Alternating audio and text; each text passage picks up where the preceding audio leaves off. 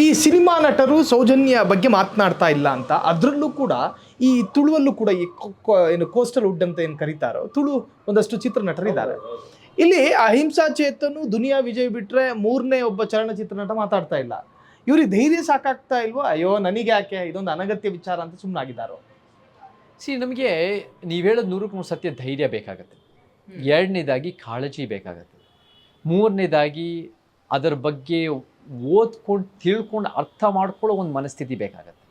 ನಾಲ್ಕನೇದು ಜನ ನಿಮ್ಮನ್ನು ಪ್ರಶ್ನೆ ಮಾಡಿದಾಗ ಅದಕ್ಕೆ ಕಾನ್ಫಿಡೆನ್ಸಿಂದ ವಿಚಾರದಿಂದ ನೀವು ಉತ್ತರ ಕೊಡೋ ಸಾಮರ್ಥ್ಯ ಬೇಕಾಗತ್ತೆ. ಸೊ ಇದೆಲ್ಲ. ಮತ್ತು ಐದನೇದು ನಿಮ್ಮ ಕರಿಯರ್ಗೂ ಕೂಡ ರಿಸ್ಕ್ ಆಗೋ ಸಾಧ್ಯತೆಗಳಿರುತ್ತೆ ಅನ್ನೋದು ಗೊತ್ತಿದ್ದು ಮಾಡೋ ಒಂದು ಮನಸ್ಥಿತಿ ಬೇಕಾಗತ್ತೆ. ಸೊ ಇದೆಲ್ಲ ಇರುವಾಗ, ಯಾಕಂದರೆ ನಿಮಗೆ ಸಿನಿಮಾ ರಂಗದಲ್ಲಿ ಯಾಕೆ ಬೇಕಪ್ಪ ಸುಮ್ಮನೆ ನಿನ್ಪಾಡಿಗೆ ನೀನು ಸಿನಿಮಾ ಮಾಡ್ಕೊಂಡು ದುಡ್ಡು ಮಾಡಿಕೊಂಡು ಬಿಲ್ಡಪ್ ತೊಗೊಂಡು ಇರುವ ಅನ್ನೋ ಒಂದು ಎಷ್ಟೋ ಜನ ಹೇಳ್ತಾರೆ. ಸೊ ಇದೆಲ್ಲ ಇರುವಾಗ ಆ ರೀತಿ ಮನಸ್ಥಿತಿ ಇರೋದು ಕಡಿಮೆ, ಸೆಲೆಬ್ರಿಟಿಗಳು ಇರೋದು ಕಡಿಮೆ.